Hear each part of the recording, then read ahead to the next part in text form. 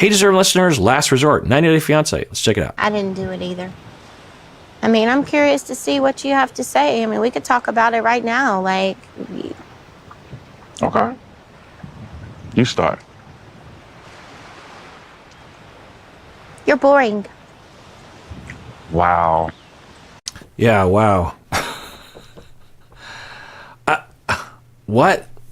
Okay, so if you want to break up with someone, just do it. Don't insult them as you tear them down and break up with them. So there's that. But if you want to be with someone and you're actually trying to change them, there's another phrase for that, right? Like, used to be so exciting or something, but you're boring? Is she an awful human being? Because I have no idea. I got the impression that these two were pretty non-drama oriented, but that's ridiculous if they're asked to come back on the show. But Jovi and Yara don't really have a lot of drama. So, and I think they're chosen to be on this show for different reasons than like Ed or Angela. But anyway, so she says you're boring. And is this shenanigans? I just don't know. The more I think about the end of Darcy and Stacey at the wedding thing, when they're around the table and they're supposedly fighting, but people are like smirking and stuff, I just, I think it was even, I wondered if it was shenanigans. It looked like shenanigans, like producer or scripted reality TV.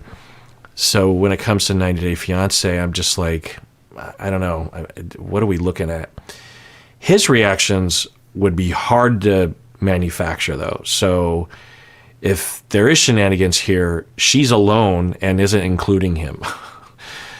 Or maybe he knew about it a little bit, but anyway, so she says boring. So this, if that's real, then that lends itself to the hypothesis I had earlier, which was that somewhere along the way, she fell out of love. And that happens, sometimes you fall out of love for no discernible reason.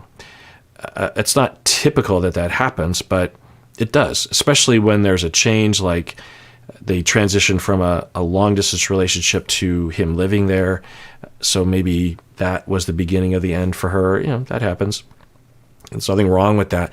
But it's hard, and it's rough on people, but it happens. All's fair in love and war, as they say. And so it's kind of a funny phrase, all's fair in war. No, not all is fair, but, in terms of what people do. I think the idiom should say, well, I don't like absolutes because they can be misinterpreted. So what I'll say is that you can't do anything about, well, but sometimes you can. You can encourage or do, as you start to fall out of love, you start to feel those feelings. If you do nothing, you could put no effort into trying to rekindle the relationship, or you could put effort, there's both. So anyway, my hypothesis was that she fell out of love and she either feels ashamed or guilty or unaware. That's another thing is, sometimes people don't really know what's going on with them. They just feel repulsed by their partner, or they just feel distanced. They feel annoyed. They don't want to be with their partner, and they don't know how to investigate for themselves what's going on, or they don't feel like they have permission or something. And so they will resort to these kinds of mindsets of like, well, it's your job. Well, you're boring.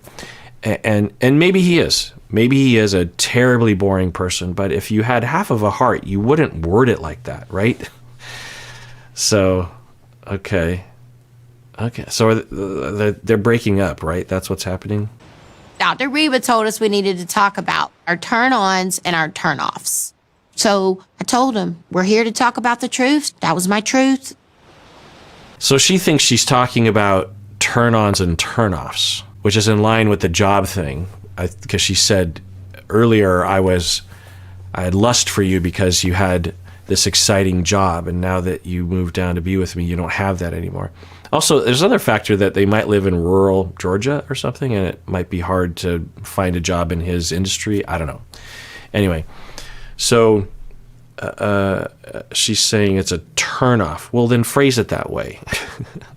Or phrase it in the positive. I was much more attracted to you when you had an exciting life.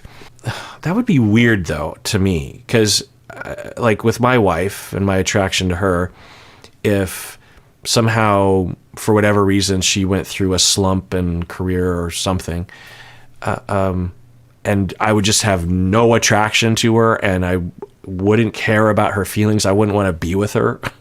That seems odd to have so much hinge on that, right?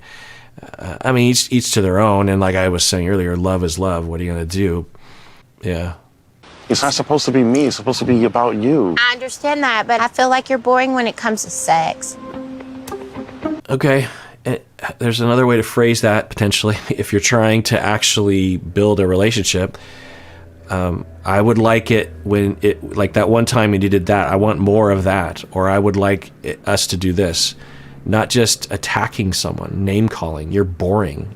Yeah.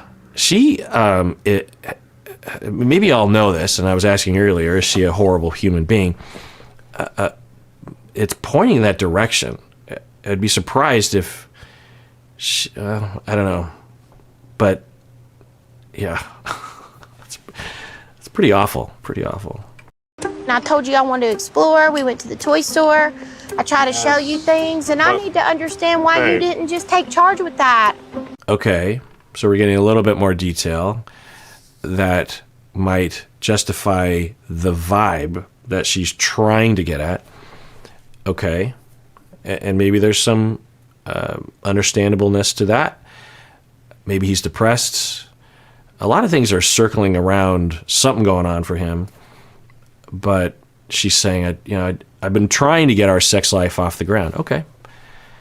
And I suppose there's a world in which she has beat her head against the wall for a long time, and he has continued to throw up roadblocks, and she's sort of at her wit's end, so she says the word boring. I always ask Molly what is her likes and dislikes when it came to being sexual, foreplay, everything. I've always communicated with her. I got my stuff fixed. I got my hysterectomy. I'm raring to go. The flower's rocking and rolling, and you're just babe. Come on.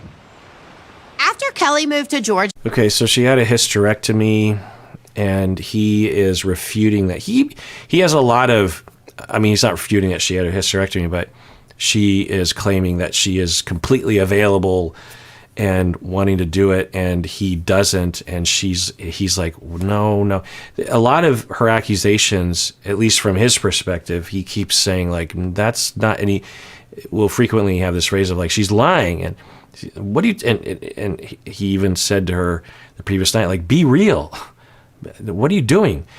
So that lends itself to the shenanigans thing, that she's on a one-person shenanigans mission, or the producers are working with her, and he's just like, what are you talking about? Or she's just making this up, or she's just revealing her point of view, and he's the one that's distorted. I don't know. It's a hard one to figure out. I thought we were going to be doing it every day. I wanted to feel desired, and I never, ever felt like he desired me. Okay, there's a conversation there. If that's legit, then there's a conversation. But just to call him boring and to attack him for not having a job, that's not the road to wellness. There's a conversation. Hey, I don't feel special. Can you do things? Now, there's a world in which she has done that, and she's at her wit's end. I don't know. I want to be attracted to you again and to feel that feeling. I just don't know. I know for me. The other thing I just want to throw out there is that she has gone through a medical procedure that can change things. Doesn't always, but it can, such that she is just generally speaking having a different sexual experience of some kind, maybe a lower libido, who knows. She's not aware of that, so she's attributing her lack of desire for him with him and blaming him for it. I've had couples actually in my office who have had this, where a real common example is that you'll have a heterosexual couple where the wife will start taking the pill, or take a different pill with a different hormone percentage, and the libido will just drop off the face of the earth. Or one of the members will start taking an antidepressant, and their libido will just completely go away. And sometimes prescribers and physicians, they don't even mention this to the patient, or If they do, it's in a long string of things that they claim will never happen or very unlikely to happen.